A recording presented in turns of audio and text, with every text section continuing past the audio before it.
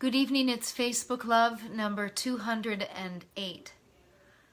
I have laughed and cried and danced today, so far. I heard some wonderful singing at the inauguration today. Some of it brought me to tears. The simplicity, the lack of ego in the presentations, the sincerity.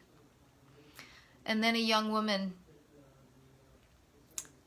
named Amanda Gorman came up, the very first youth poet laureate ever in this country. 22-year-old writer. Published her first collection at the age of 17, if I was reading the dates right. She read a poem that just knocked me out. I can't pretend to do it as well, but I will offer it tonight because I think it's so important that others should hear it, even if they weren't watching and aren't good at surfing to find things. But first, I've been thinking about Elie Wiesel, the author of Night, the Holocaust survivor. He was a practitioner of something that I think of as radical love, radical forgiveness. And I don't know how those of us who disagree can go forward without practicing those things. I don't know if I'm ever going to understand some of the beliefs that other people are espousing right now. But I want to try. I want to try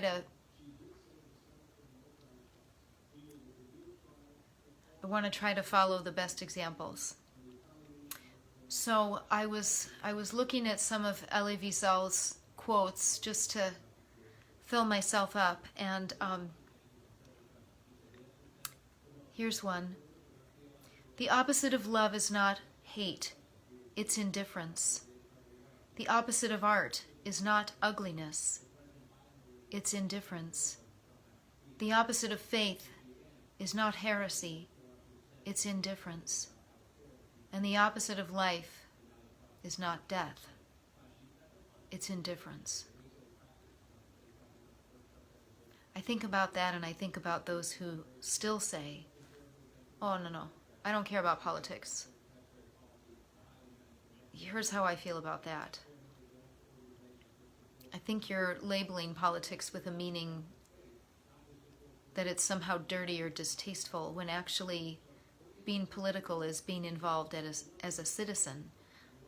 We are citizens of a republic, and we have responsibility inside that to vote, to speak to those that are elected, to share our thoughts and feelings respectfully, and if we don't like what they're doing, vote them out. It's a process. This democratic republic moves slowly. Understanding the workings is your responsibility. So get involved. I'm a nice lady, and I am, right? That's a label people like to put on me. She's a nice lady. I don't think of myself as a lady, but, in our sort of old-fashioned parlance, yeah.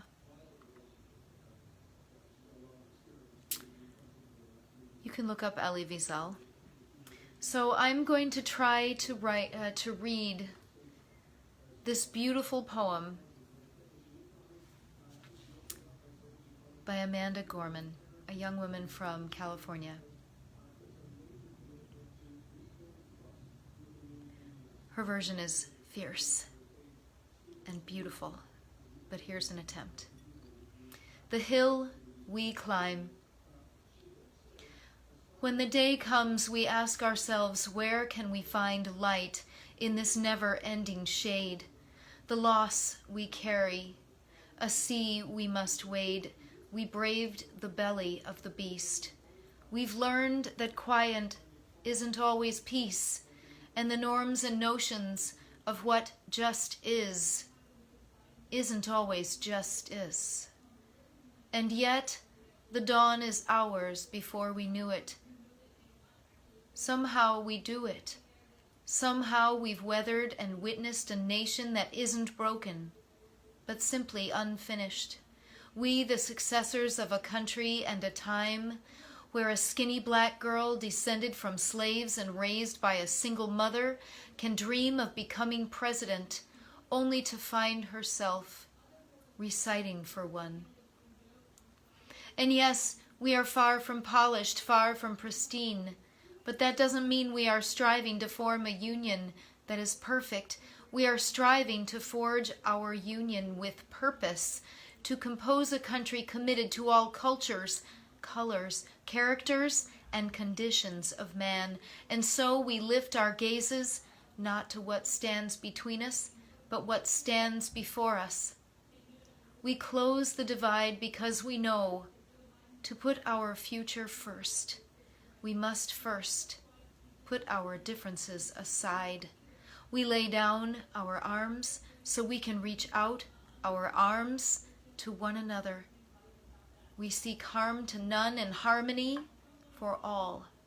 Let the globe, if nothing else, say this is true, that even as we grieved, we grew. That even as we hurt, we hoped. That even as we tired, we tried. That we'll forever be tied together, victorious, not because we will never again know defeat, but because we will never again sow division. Scripture tells us to envision that everyone shall sit under their own vine and fig tree, and no one shall make them afraid.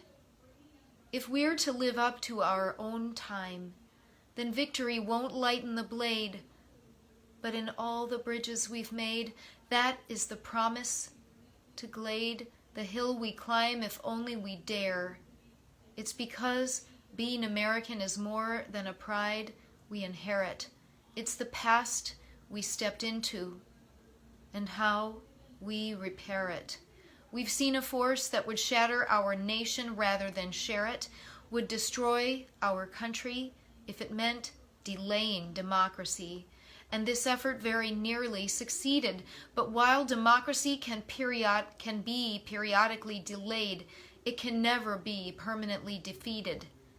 In this truth, in this faith, we trust. For while we have our eyes on the future, history has its eyes on us. This is the era of just redemption. We feared at its deception. We did not feel prepared to be the heirs of such a terrifying hour. But within it we found the power to author a new chapter, to offer hope and laughter to ourselves. So while once we asked, how could we possibly prevail over catastrophe? Now we assert, how could catastrophe possibly prevail over us? We will not march back to what was, but move to what shall be. A country that is bruised but whole, benevolent but bold, fierce and free. We will not be turned around or interrupted by intimidation, because we know our inaction and inertia will be the inheritance of the next generation. Our blunders become their burdens. But one thing is certain. If we merge mercy with might and might with right, then love becomes our legacy and change, our children's birthright. So let us leave behind a country better than one we were left with. Every breath from my bronze-pounded chest, we will raise this wounded world into a wondrous one. We will rise through the gold-limbed hills in the west. We will rise from the wind-swept northeast where our forefathers first realized revolution. We will rise from the lake-rimmed cities of the Midwestern states. We will rise from the sun-baked south. We will rebuild, reconcile, and recover in every known nook of our nation, in every corner called our country, our people, diverse and beautiful, will emerge battered and beautiful. When day comes, we step out of the shade, aflame and unafraid. The new dawn blooms as we free it, for there is always light if only we're brave enough to see it. If only we're brave enough to be it. The beauty of her words has made me a little dizzy. The meaning is strong and hopeful and young. It's muscular. And I believe her. And she's 22. We can go forward. We can work it out. This is Facebook Love. I'll see you again.